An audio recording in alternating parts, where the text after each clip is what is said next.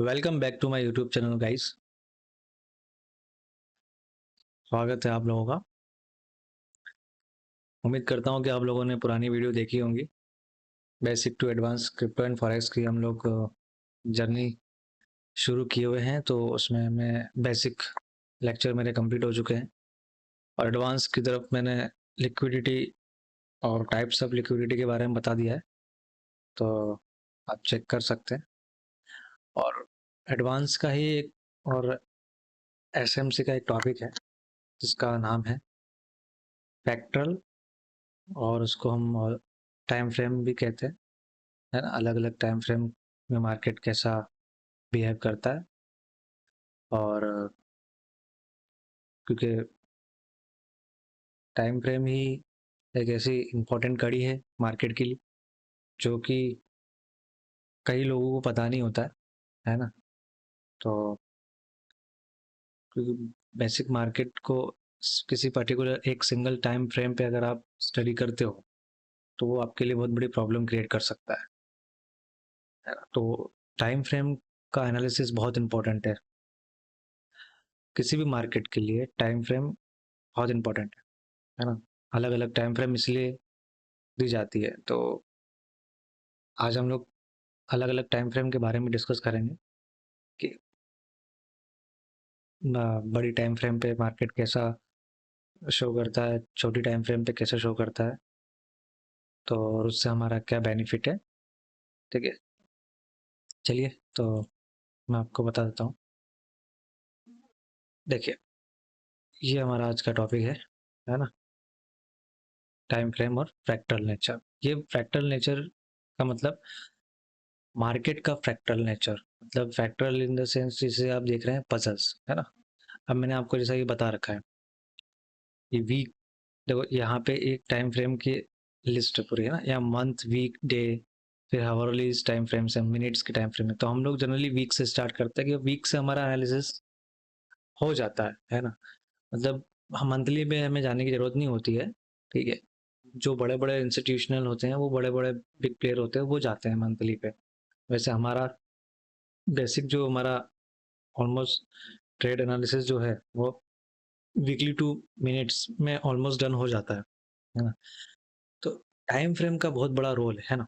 सबसे most must important चीज़ आप note down कर लो कि टाइम फ्रेम, अगर आपको इसके बारे में नहीं पता है, ठीक है, टाइम फ्रेम के बारे में अगर आपको नहीं पता है तो आप आज देख लो, जान लो, क्योंकि ये सबसे इम्पोर्टेंट कड़ी है मार्केट में ट्रेड परफॉर्म करने की, है ना।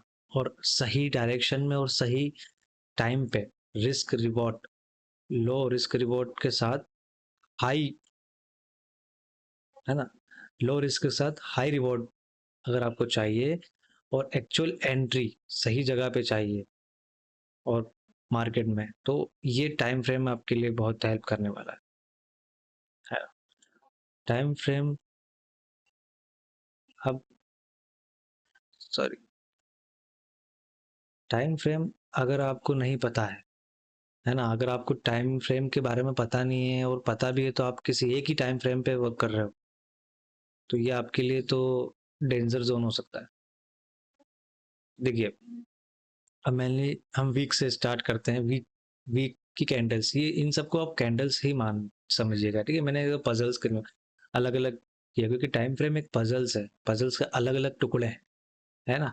इन सब पजल्स के टुकड़ों को हम एक जब कंबाइन करते हैं इस तरीके से, तो एक अच्छा रिजल्ट निकल के आता है ना।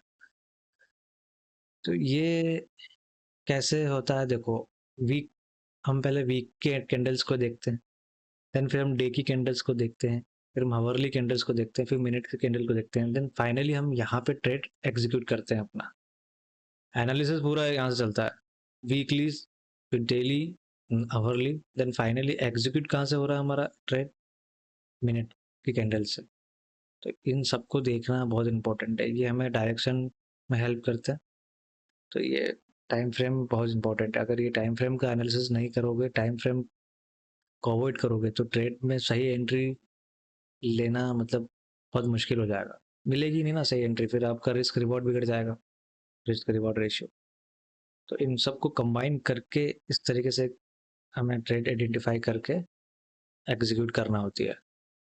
तो फाइनली मैं आपको अब लेके चलता हूँ कि चार्ट पे टाइम फ्रेम कैसे हमारी हेल्प करता है।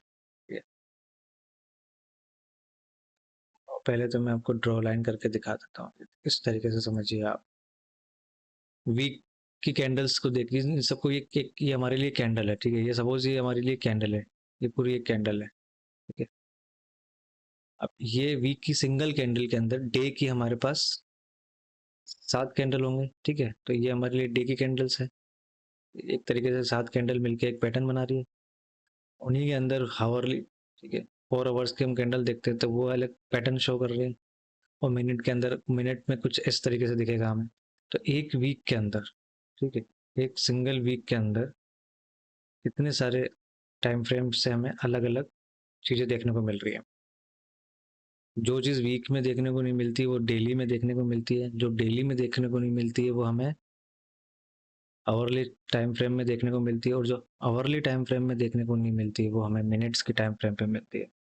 तो फाइनली सारी कैंडल्स, सारे टाइम फ्रेम की कैंडल्स को देखते हुए हमें मिनट्स की कैंडल पे आके ट्रेड आइडेंटिफाई करके यहाँ से एंट्री लेनी होती है। तो ये चीज़ें होती हैं। अब मैं इसमें आपको एक और एग्जांपल के साथ अच्छे से बता देता हूँ, ठीक है। आई होप कि आपको इतना समझ में आया होगा। एक बार और अच्छे से बता देता हूँ। देखिए वीक की कैंडल्स किस तरीके से शो कर रही है ना, इस तरीके से। वीक में आप खुद देख सकते हैं, मैंने इसको ऐसे ड्रॉ किया। वीक में कितना है, सिर्फ एक मूवमेंट है, सिंगल मूवमेंट दिख रहा है वीक, 1 2, ठीक। और डेली में देखिए आप, 1 2 3 4 5, ठीक है। कैंडल्स थोड़ा सा पैटर्न शो कर रही है। वहीं हावरली कैंडल्स 1 2 3 4 5 6 7 ऐसे करके अपना पैटर्न शो कर रही है। और मिनट्स में देख सकते हैं आप, इस तरीके से, इस तरीके से। तो नंबर ऑफ कैंडल्स जो चीज़ शो करती है ना, वो हमारे लिए पैटर्न बन जाता है, चार्ट पैटर्न बनता है, और चार्ट्स बनते हैं। और चार्ट्स कई जगह पे क्या होता है कि वीक की एक सिंगल कैंडल एक स्कैल्पर ट्रेडर के लिए, एक कैंडल जैसे कि ये जो है, यहाँ तक मैं मानता हूँ कि एक कैंडल है, तो ये पूरा एक ट्रेंड हो गया ना, छोटी सी टाइम फ्रेम पे ये पूरा ट्रेंड हो गया। यहाँ तक ये देखो, ये पूरा एक ट्रेंड हो गया। इस ट्रेंड में कितने बार ट्रेड एग्जीक्यूट हो सकते हैं वीक की एक कैंडल के अंदर, ठीक है। ये कैंडल है वीक की, इसके अंदर मिनट की कितनी सारी कैंडल्स फॉर्म हो रही है। तो वो तो एक तरीके से पूरा ट्रेंड ही हो गया ना, एक सिंगल कैंडल। मतलब अब अगर आप वीक में तो ट्रेड ले नहीं पाओगे, फिर आप डेली पे जाओगे तो डेली में भी ट्रेड नहीं ले सकते, है ना। स्टॉप लॉसेस बड़े लगते हैं। मान लो मुझे ट्रेड लेनी है, तो मैं डेली में अगर स्टॉप लॉस लगाने बैठूंगा तो मुझे सपोज हाई 1,000 रुपये का स्टॉप लॉस लगेगा, वहीं मिनट में मेरा 100 रुपये का स्टॉप लॉस लगेगा, है ना? तो कहने का मतलब यही है कि जो चीज़ बड़े टाइम फ्रेम पे नहीं दिखती है, हम्म, उनके फिर अंदर हम लोग पजल्स के बड़े बड़े टुकड़ों को कंबाइन करते हैं, बड़े से भी छोटे, भी छोटे से भी छोटा, ऐसे करके पजल्स को सॉल्व करते जाते हैं, और फाइनली एक पॉइंट पे आके हम लोग ट्रेड एग्जीक्यूट करते हैं। तो ये सब टाइम फ्रेम दी इसीलिए गई है। लोगों को कंफ्यूजन, देखो मार्केट का काम क्या है, कंफ्यूज करना, है ना। और अपने, देखो वो तो मार्केट का काम है, मैनिपुलेशन करना, है ना। तो सबसे बड़ा हाथ ही टाइम फ्रेम का है, मैनिपुलेशन। क्योंकि जो चीज़ आपको 1 घंटे में दिखाई दे रही है ना, वो आपको वीकली कैंडल्स में नहीं दिखाई देगी, है ना। वो आपको डेली में नहीं दिखाई देगी। और जो चीज़ 1 घंटे में नहीं दिखाई दे रही है वो आपको मिनट्स में दिखाई देंगी। तो ये सारी चीज़ें, अब हम लोग चलो चार्ट पे इसको देख लेते हैं। आपको आई होप कि ये थोड़ा सा समझ में आया होगा, किस तरीके से हम लोग टाइम फ्रेम को कंबाइन करके एक सही डायरेक्शन की ट्रेड को आइडेंटिफाई करते हैं, ठीक है। तो अब मैं आपको चार्ट पे लेके चलता हूँ। मैं इन सबको हटा देता हूँ। देखिए, अब ये जो टाइम फ्रेम है, सबसे पहले मैं बात करता हूँ वीक की।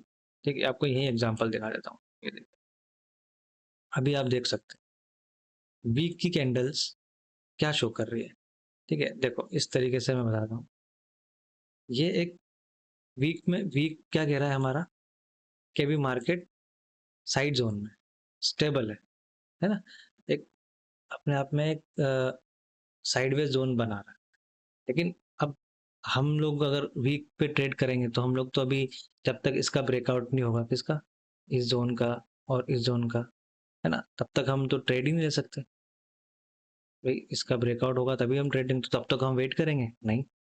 कितना वेट करोगे आप, बताओ भाई। ये अगर जब तक हम वीक के कैंडल पे बैठे रहेंगे कि भैया हम तो इस ब्रेकआउट पे ही ट्रेड करेंगे, तो अभी मतलब हमें तो महीनों महीनों वेट करना पड़ सकता है। हफ्ते 2 हफ्ते वेट करना पड़ सकता है। ठीक है, और यही चीज अगर मैं डेली पे आता हूँ, चलो ये हमने एनालिसिस के लिए हमारे लिए है, ठीक है। अभी हमें एनालिसिस क्या करना है कि यार वीक की टाइम फ्रेम, वीक की जो कैंडल है वो भी बुलिश है ना, अप साइड का मूव दे रही है।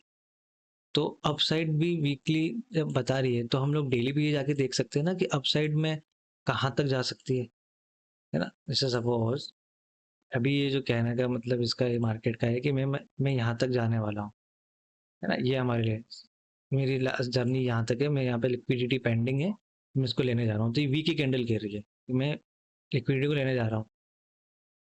अब डेली मैं आके मैं उसको देखूंगा कि मुझे क्या अपॉर्चुनिटी मिल सकती है वहां तक जाने के लिए, वहां पे क्या है, मैं प्लान कर सकता हूँ कि नहीं, ये डेली पे थोड़ा सा आइडेंटिफाई करें। तो हम लोग डेली पे आते हैं। ठीक है, अब डेली की कैंडल भी हमें क्या कह रही है कि हाँ मार्केट का जो अभी, देखिए अब वहां पे वीक की कैंडल्स कितनी कम शो कर रही थी, एक एक दो, अब यहाँ पे कितनी सारी कैंडल्स हो, यहाँ पे एक पैटर्न बन गया है? अब कैंडल्स, वीक की कैंडल्स ने बताया कि भैया मार्केट बुलिश है, या एक सिंगल कैंडल अप साइड थी, वैसे ही डे की कैंडल भी अप साइड जाने को तैयार है। ठीक है, तो इसीलिए अब मैं, मुझे पता है कि वीक में यहाँ तक आने का बोला है, तो मैं डेली के लिए भी आगे बैठा हूँ, तो डेली में भी मैं यहाँ तक जाने का वेट करूंगा, है ना। बट मैं ट्रेड यहाँ पे भी नहीं ले सकता, क्योंकि मुझे पता है कि यहाँ पे अगर मैं कहीं ट्रेड लूंगा तो मेरा स्टॉप लॉस बहुत बड़ा होगा, रिस्क बहुत बड़ी होगी, है ना। तो मुझे कम से कम रिस्क लेनी है और रिवॉर्ड ज़्यादा लेना है। तो अब मैं सोचूंगा इसको 4 आवर पे, ठीक है, कन्वर्ट करके देखूंगा कि मुझे क्या अपॉर्चुनिटी मिल सकती है। अब देखो 4 आवर पे भी वीक की जो हमारी ये तो ट्रेड लाइन थी, ये हमने मार्क कर रखी कि हाँ यहाँ तक तो हमें आना है ना।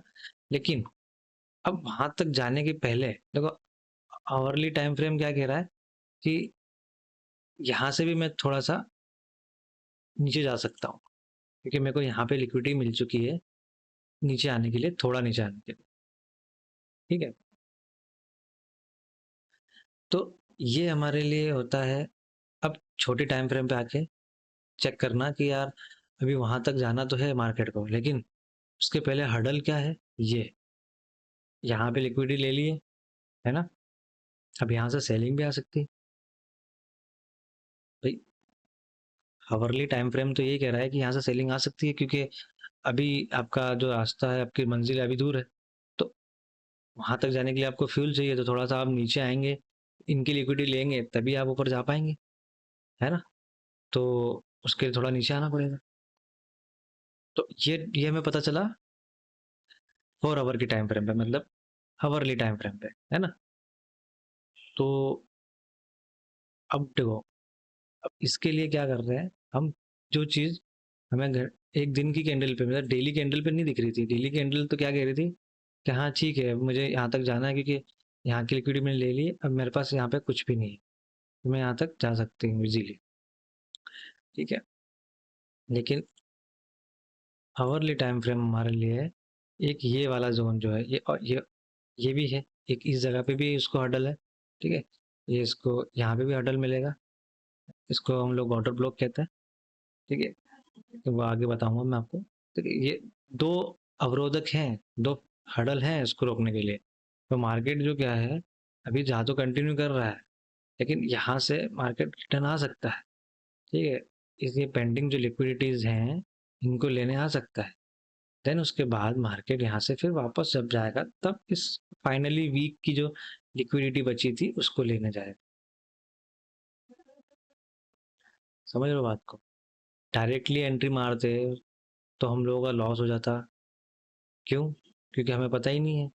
अगर हम डेली या वीकली देखते तो हम सीधा घुसते, कि जब मार्केट नीचे आता तो हमारा नुकसान हो जाता।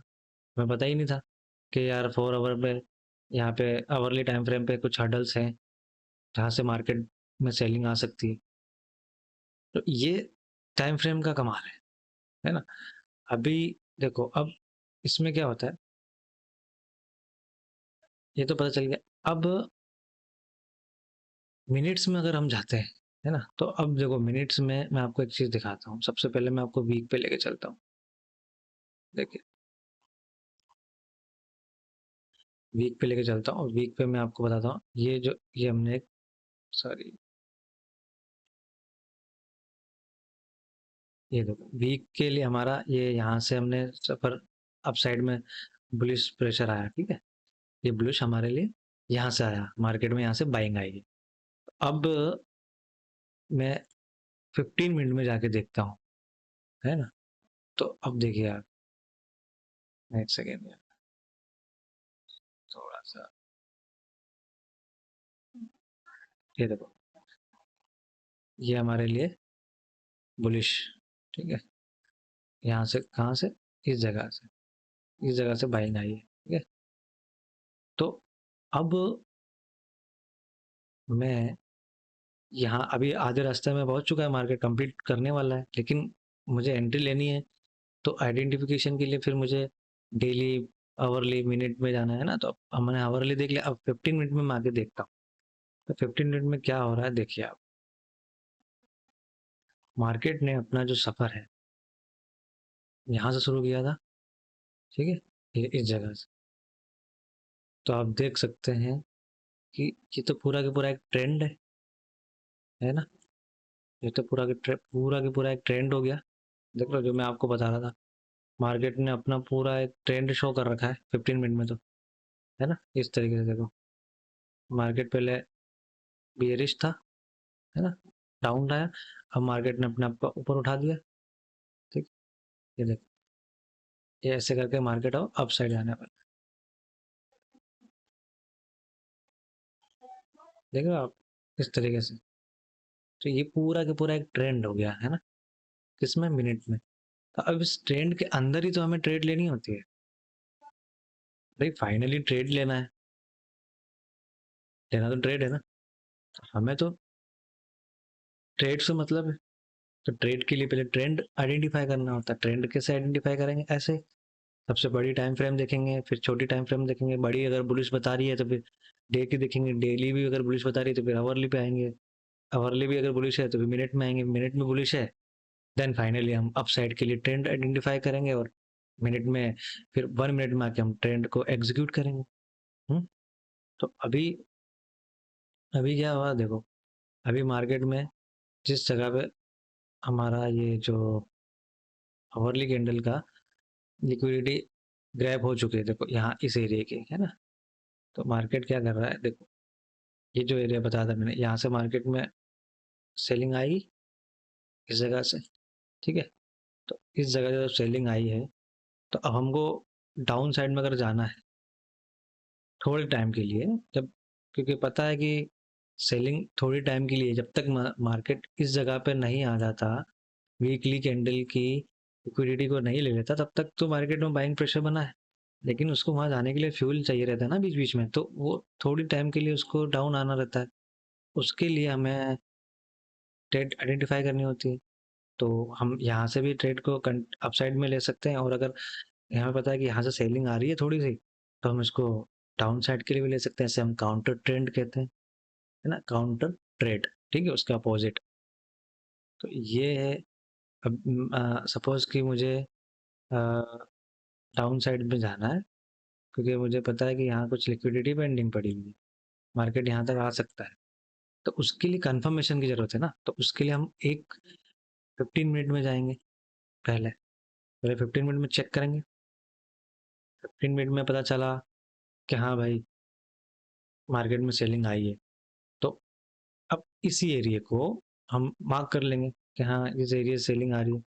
तो हम अब 15 मिनट के बाद हम फिर इसको 1 मिनट में जाके शॉक देखेंगे कि 1 मिनट में सेलिंग, 1 मिनट में भी अच्छी खासी सेलिंग देखने को मिल रही है। लेकिन हमें एंट्री कैसे लेनी है, वो तो हमें मार्केट स्ट्रक्चर मॉडल फॉलो करना पड़ेगा ना।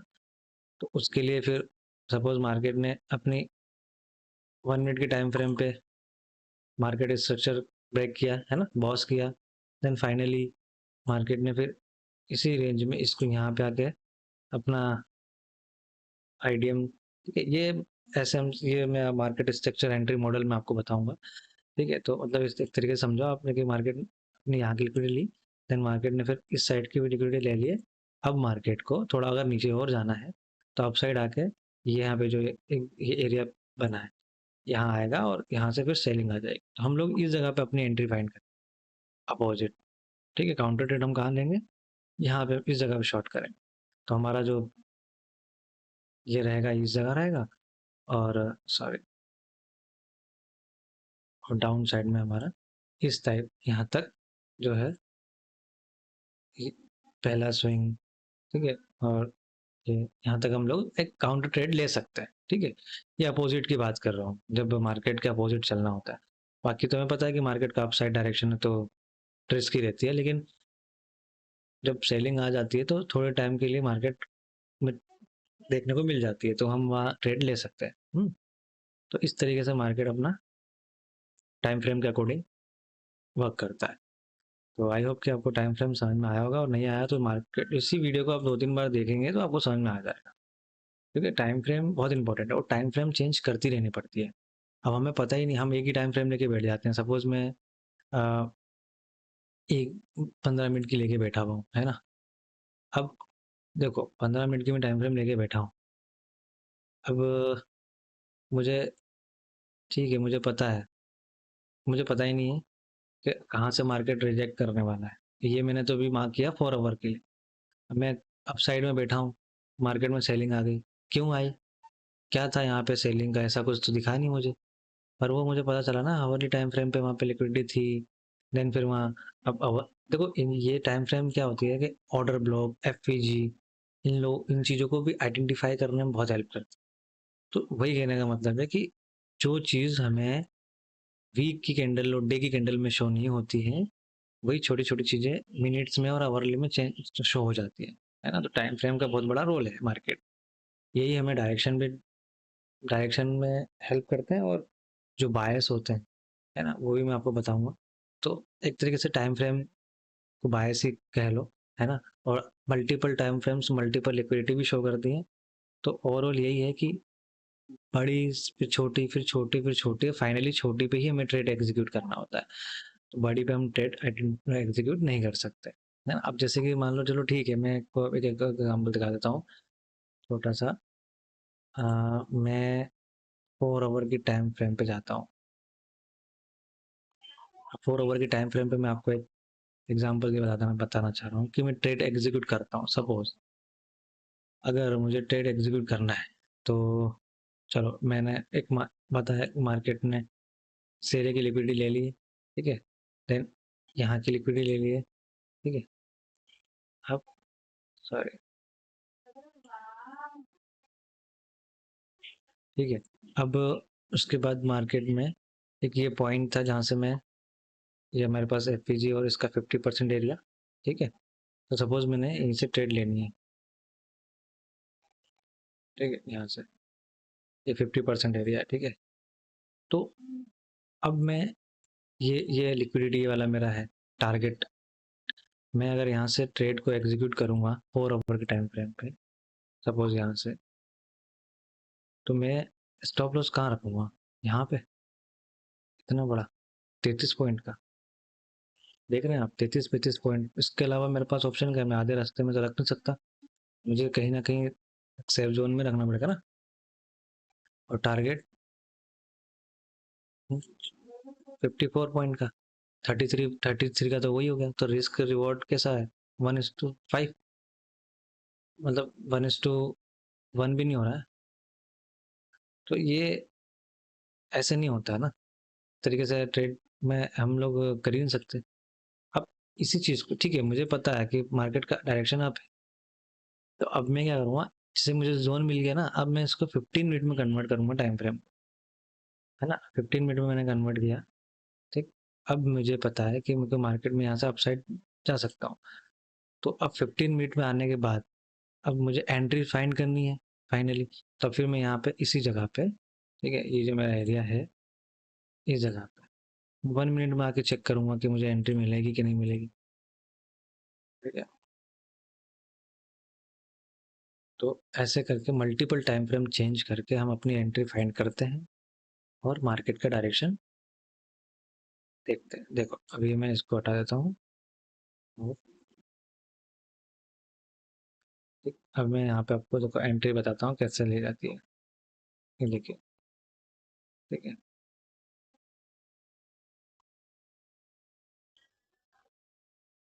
देख सकते हैं अब मार्केट में, ये देखो यहाँ पे मार्केट ने अपना, ठीक है, लिक्विडिटी हंट है ना, बॉस, देन ये मार्केट ने यहाँ पे इसी जगह पे ब्रेक ऑफ स्ट्रक्चर, ठीक है, ये हम 1 मिनट में देख रहे हैं, है ना, ठीक है। Sell side liquidity Hunt, up side market अच्छी खासी, मतलब अपन ये इस फाइनली देखें तो मार्केट ने यहाँ पे 1 मिनट के टाइम फ्रेम पे चेंज ऑफ करेक्टर भी कर दिया ना, मार्केट का डायरेक्शन चेंज कर दिया। देन उसके बाद फिर मार्केट थोड़ा up down side pull back लेता है, तो हम किसी एफ या ऑर्डर ब्लॉक पे एंट्री फाइंड करते हैं। तो जैसे कि यहाँ पे तो नहीं मिली, तो हम इस जगह देख लेते हैं, ये हमारे पास एक ऑर्डर ब्लॉक पड़ा हुआ है यहाँ पे, ये ऑर्डर ब्लॉक है, फिर सॉरी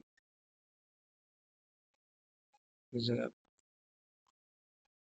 अब मुझे पता है कि मार्केट में यहाँ से अपसाइड का डायरेक्शन मैं देख सकता हूँ, तो ये मैं यहाँ पे अगर ट्रेड को प्लान करूँगा इस जगह से, तो सॉरी क्या हो रहा है इस जगह, तो मेरे पास ऑप्शन है कि मैं स्टॉप लॉस यहाँ रख सकूँ, ठीक है। तो कितना हो रहा है, ये देखो 3 पॉइंट, टारगेट तो वही है जो मैंने बताया था ओवरली का, है ना। इस जगह पे मैं ट्रेड को आइडेंटिफाई करूंगा और टारगेट मेरा क्या रहेगा, 4 आवर का जो मेरा लिक्विडिटी पॉइंट है, स्विंग है बाय साइड का, तो कितना अच्छा रिस्क रिवॉर्ड मिलेगा मुझे, कहने का मतलब, देख रहे हो ये देखो 50 पॉइंट में मेरा प्रॉफिट है, और 3 पॉइंट, मतलब मैं अगर इसको थोड़ा सा नीचे भी कर दूं ना, चलो 7 पॉइंट ले लिया, मैं 10 मान लो, अगर 10 पॉइंट का मेरा स्टॉप लॉस है तो मुझे 50 पॉइंट का प्रॉफिट मिल रहा है। ये होती है टाइम फ्रेम की खूबसूरती, और हम इसी को आइडेंटिफाई करके अपना ट्रेड को प्लान करते हैं, ठीक है। तो इसको कहते हैं 1:10 रेशियो, ये देखो इस तरीके से मार्केट अपना काम करता है। तो इसीलिए हमें रिस्क रिवॉर्ड, अगर पीएनएल ग्रो करना है ना, अपना प्रॉफिटेबल बनना है, तो टाइम फ्रेम को बहुत अच्छे से खोल के पी जाना दोस्त, वरना क्या है ना कि ऐसे ही मार्केट में गोते खाते रहोगे, कोई सेंस नहीं है। तो देखो आप इस तरीके से मार्केट ने अपना, सो आई होप कि आपको टाइम फ्रेम समझ में आया होगा, उम्मीद करता हूँ, और नहीं आया तो उसको प्लीज़ चेक कर लें, देख लें। मिलते हैं फिर नेक्स्ट लेक्चर में।